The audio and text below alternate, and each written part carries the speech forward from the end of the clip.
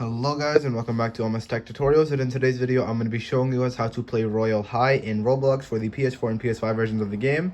So let's get started. So the first thing you guys are going to do is you're going to go to the search bar in the top right, make sure you're underneath experiences and not people, and then go ahead and type in Royale High.